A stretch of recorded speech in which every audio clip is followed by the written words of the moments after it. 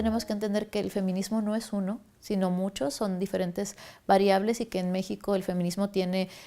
diferentes caras, desde el feminismo más institucional que busca la igualdad sustantiva entre hombres y mujeres y reformar las leyes para que haya justicia de género, digamos, pero también están los feminismos comunitarios, el feminismo pop, el feminismo que a veces suena un poquito más divertido, ¿no? Como con otra estética, otra política, pero creo que es eso, que cuando hablamos del feminismo no sabemos, metemos en un cajón muchas cosas que están sucediendo y que creo que la respuesta tan intensiva desde ciertas poblaciones, regularmente masculinas, pero también hay mujeres haciendo mofa del feminismo, lo que está haciendo es que lo que a mí me habla es también de una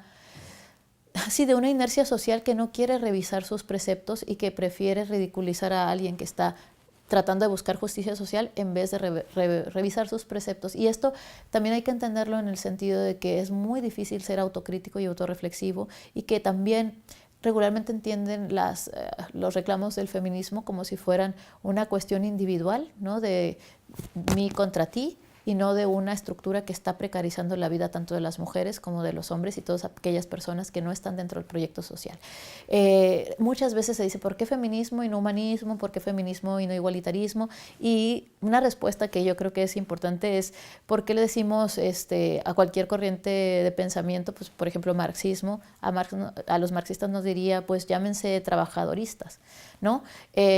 Y a quien le resultaría como absurdo e incluso ridículo, pero a las mujeres sí nos exigen este tipo de cuestiones porque no tenemos autoridad ni legitimidad para producir un discurso. Sin embargo, y eso es históricamente, no porque no lo tengamos, sino porque no hay una legitimidad institucional y porque la voz de las mujeres ha sido poco escuchada. Sin embargo, esta pequeña lucha se ha vuelto una lucha transnacional y una lucha intercontinental en la cual las personas feministas están haciendo la búsqueda de justicia social, pero también lo están haciendo desde un lugar muy importante que es a través de métodos pacíficos. Eso es muy importante, que el feminismo está consiguiendo transformar la conciencia y meter su discurso como, digamos, de igualdad en lugares en los cuales no parecería posible pensarlo, pero si nos vamos a las bases de todo el discurso lo que pasa es que las mujeres queremos que nos traten como personas y las personas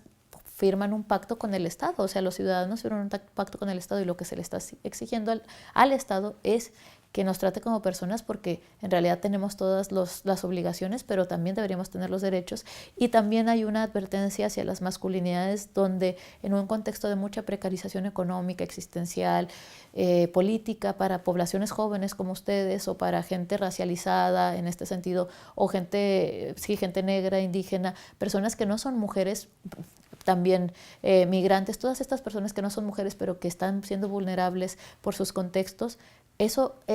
diríamos desde el feminismo que es un devenir mujer en el sentido de que las mujeres no somos un cuerpo biológicamente designado solamente, sino un proyecto social donde la opresión ha actuado sobre nosotras de manera histórica. Y en este sentido, mientras sepamos que somos oprimidos, históricamente oprimidos, ya sea por raza, por clase, por género, por sexualidad o por desplazamiento forzado, migración, estatus migratorio, entonces podríamos hacer una alianza posible desde un lugar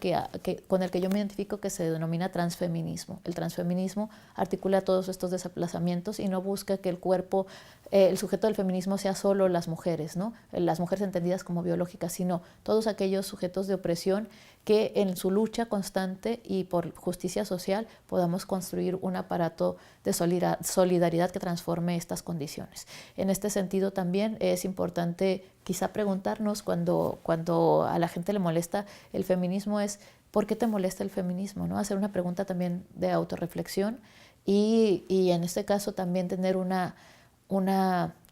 diálogo también, te digo, no solo desde las redes, porque a veces se espectraliza mucho y se rompe con la complejidad, sino tener diálogos en el espacio real, ¿no? Diciendo, bueno, a lo mejor es una duda legítima la que tú tienes y lo estás diciendo de esta manera y yo lo estoy leyendo así, entonces vamos a hablar qué es lo que tú entiendes y qué es lo que yo quiero decir, porque si no estamos creando como guerras inmateriales en las redes que están polarizando mucho la lucha y que creo que en realidad lo que el feminismo busca y las feministas buscamos, en mi caso como transfeminista, es que la necropolítica y el asesinato y la violencia que tenemos todos los días en nuestro país contra los jóvenes varones, pero también contra nosotras, con los 9 feminicidios que hay al día,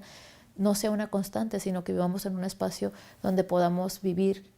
en una sostenibilidad de la vida que no tenga que hacer que yo compita contigo ni tú conmigo, sino en realidad crear comunidades de solidaridad y de sentido, ¿no?